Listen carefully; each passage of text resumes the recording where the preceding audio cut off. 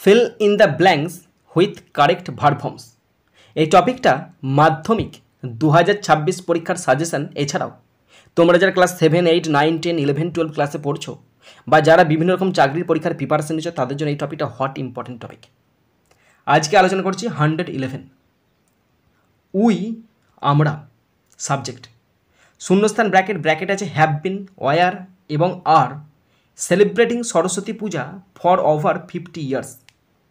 আমরা সরস্বতী পুজো পালন করছি দীর্ঘ 50 বছর ধরে।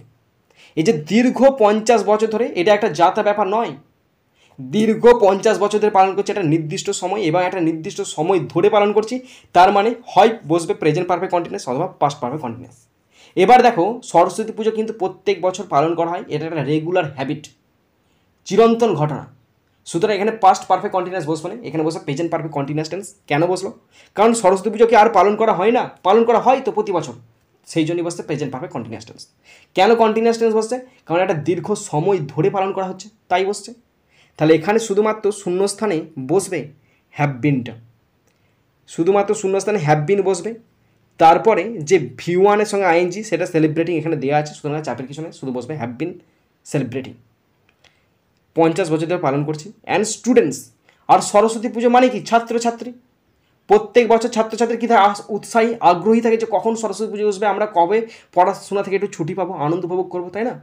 অ্যান্ড স্টুডেন্টস শূন্যস্থান ব্র্যাকেট আছে do are were always eager to get exposure.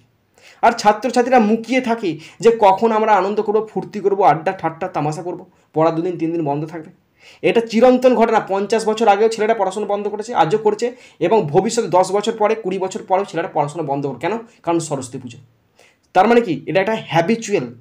তো সাধারণ সত্য মানে হ্যাবিচুয়াল ফ্যাক্ট, এবং এরকম বোঝালে সবসময় সিম্পল প্রেজেন্ট টেন্স বসে।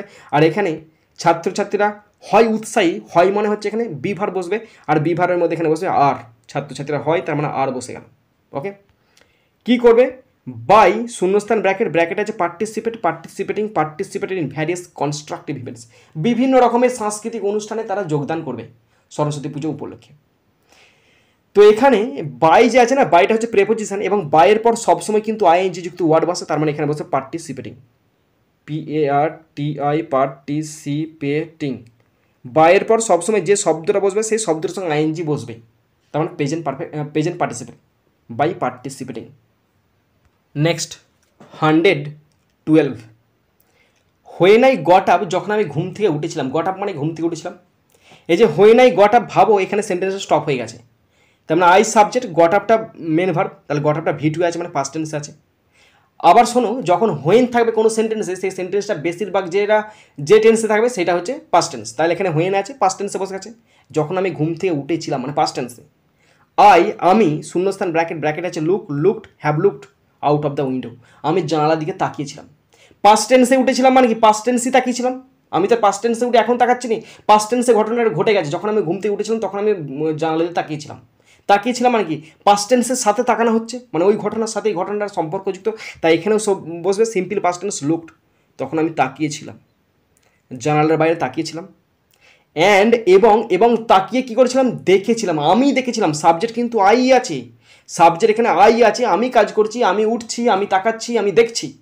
তাহলে আমি যখন তাকিয়েছিলাম তখনই দেখেছিলাম, তাহলে সিম্পল পাস্ট টেন্সে ঘটনা বসবে সিং স, তাহলে এখানে বসে স। তাহলে যখন আমি ঘুম থেকে উঠেছিলাম সিম্পল পাস্ট টেন্স, তখন তাকিয়েছিলাম সিম্পল পাস্ট টেন্স, এবং দেখেছিলাম সিম্পল পাস্ট টেন্স। কী দেখেছিলাম? অ্যান্ড ইট শূন্যস্থান ব্র্যাকেট আছে।